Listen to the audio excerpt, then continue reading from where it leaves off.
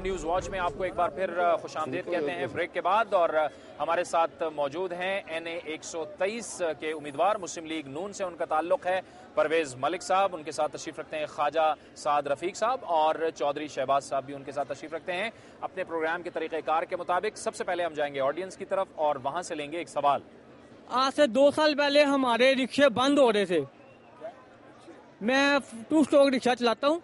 आप हमारी रैली में शरीक थे जो लीडन रोड से समली हाल तक जा रही थी।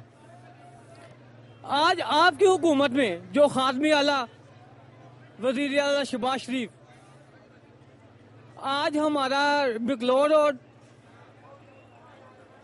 और जे रोड और बंद हो रहा है। आप इस बात के गवाह थे कि हम गरीबों के हामी हैं, लेकिन हमारे साथ जो ज्यादती हो रही है इसका अदाला किया जाए।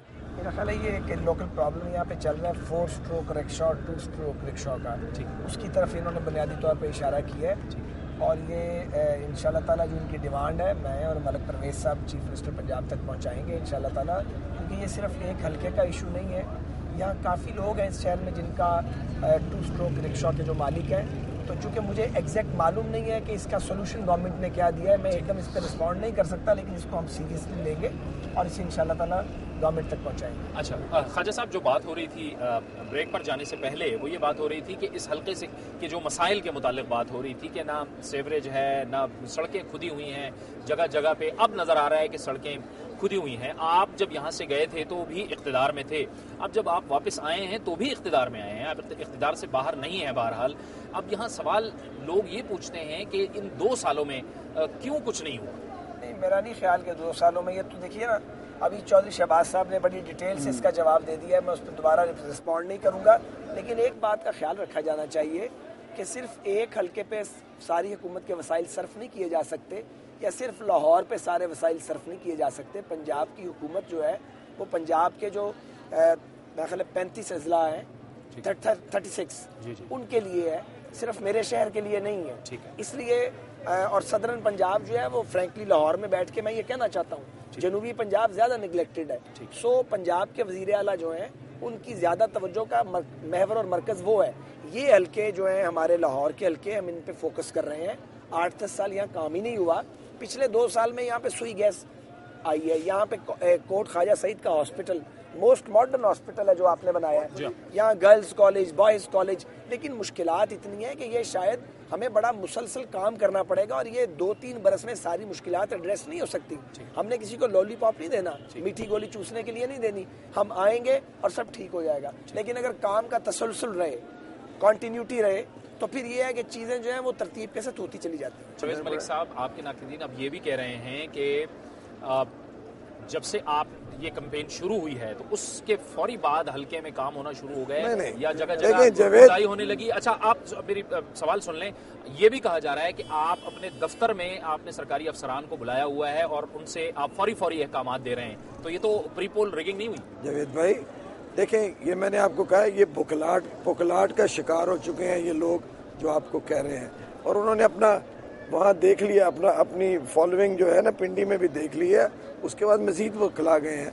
मैं आपको यकीन से कह सकता हूँ कि हमें ऐसी कोई ज़रूरत नहीं है कि कोई सरकारी एहलकार नहीं, अल्लाह ने हमें वसाइल दिए हैं, हम अपनी चीज़ें अपने दफातर, खाए सब अपना दफ्तर चला रहे हैं। मैं पहले MNA था, दफ्तर चला रहे थे, हमारे पास हर किस्म की टेक्नोलॉजी है, हमारे पास हर किस्म के कारकुन, हमारे एक्सपर्टीज़ है, हमें किसी इसकी ज़रूरत नहीं है, ना इन चीज़ों में बिलीव करते हैं। यकीन माने कोई ऐसा सरकारी वसाइल और कोई एक प्रोजेक्ट मैं नहीं समझता कोई साल पुराना ना हो। ये साल पहले के plan projects side by side चल रहे हैं और इसमें कोई प्रोजेक्ट नया पिछले 2-4 महीने जानबूझ के नहीं डाला हमने। NA 55 में भी कोई डेवलपमेंट की स्कीम नहीं दी इलेक्शन कैंपेन के हवाले से, यहाँ भी नहीं दी, आगे भी नहीं देंगे। एक बात मैं करना चाहता हूँ, माजी में हम भी ये किया करते थे, मैं तो हमेशा ये बात कहता हूँ, बाई इलेक्शन आ गया तो वसाइल जो है उनका रुख मोड़ दो हल्के की तरफ। दिस इज अनफेयर, ये कोई मुनासिब बात नहीं है कि आप लोगों को गली बना देते हैं, सड़क बना देते हैं, अट्रैक्ट करते हैं। बिल्कुल, ये अगर कोई ऐसा करता है तो वो नाजायज़ करता है। मैं ये कहना चाहता हूँ, आपने सरकारी अफसरान का कहा, तो जो इनके मुकाबले में इलेक्शन लड़ रहे हैं उन्हें चाहिए हवा में तलवारें न चलाएं, किसी का नाम ले लें, चूँकि वहाँ है ही कोई नहीं। یہ ہمارا ایک آفس یہاں پہ ہے، مجتبیٰ شجاع صاحب کے گھر پہ ہے، ان کا اگر روایتی طور پہ ہمارا مرکز ہے، ایک ہمارا اس صوبائی اسمبلی کے حلقے کا آفس یہ سامنے ہے، آپ خود جا کے دیکھ لیجئے، کوئی سرکاری آدمی موجود ہی نہیں ہے۔ الحمدللہ ہمیں لوگوں کی شارٹیج ہی نہیں ہے، ہمارے تربیت یافتہ سیاسی کارکن ہیں، انہوں نے 9 الیکشن لڑے ہوئے ہیں، ایسی کوئی بات نہیں۔ اچھا خواجہ صاحب، یہاں پر ایک سوال یہ پیدا ہو رہا ہے کہ جب قوم کو ایک مضبوط اپوزیشن لیڈر کی ضرورت ہے تو ایسے حالات میں میاں نواز شریف صاحب کیوں الیکشن نہیں لڑ رہے؟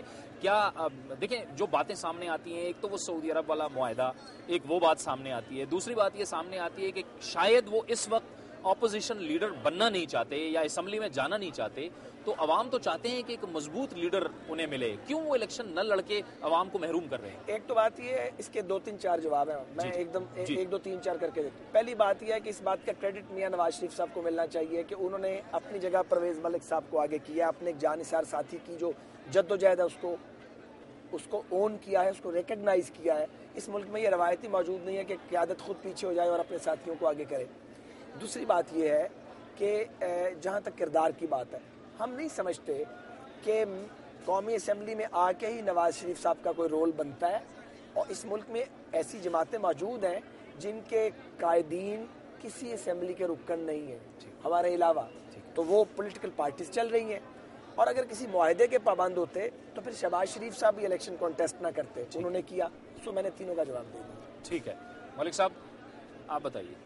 نہیں، خیر صاحب نے بڑی وضاحت کے ساتھ کر دیا۔ دیکھیں میاں نواز شریف اس وقت بہت بڑے کاز میں اس نے اپنے آپ کو انوالو کیا ہوا ہے، ہم لوگ ان کو ہی ریپرزینٹ کر رہے ہیں، ان کی پالیسی کو وہاں ٹرانسلیٹ کر رہے ہیں، تو میں سمجھتا ہوں جس اسپیکٹرم پہ وہ کھیل رہے ہیں، جس پہ ان کو ملٹی ڈائمینشنل ایشوز کو دیکھ رہے ہیں، فارن پالیسی میں دیکھیں ان کی کتنی زیادہ انوالومنٹ ہو رہی ہے، باہر سے لوگ آ رہے ہیں، ان کو ملتے ہیں، اپنی وہاں ان کو سجیشنز دیتے ہیں، ان کے ساتھ تکرار کرتے ہیں، تو میں سمجھتا ہوں وہ زیادہ سود مند پاکستان کے لیے ہو رہا ہے۔ آج وہ کانسٹیٹیوشنل ریفارمز کی فائنلائزیشن کی طرف جا رہے ہیں، آپ کے سامنے ججز کے ایشو، یہ والے ایشو، تو میں سمجھتا ہوں کہ اور لیڈر آف دی اپوزیشن اس وقت پرفارم بھی بہت اچھا کر رہے ہیں جو اس وقت موجود ہے، کوئی ایسا ویکیوم بھی نہیں ہے، تمام کام صحیح انداز میں ہو رہے ہیں، مگر اس وقت ایشوز اتنے ڈائیورجنٹ بہت بڑھ گئے ہیں کہ ان کے لیے ہمیں زیادہ ریسورس کی ضرورت، زیادہ اٹینشن کی ضرورت ہے، اور انشاءاللہ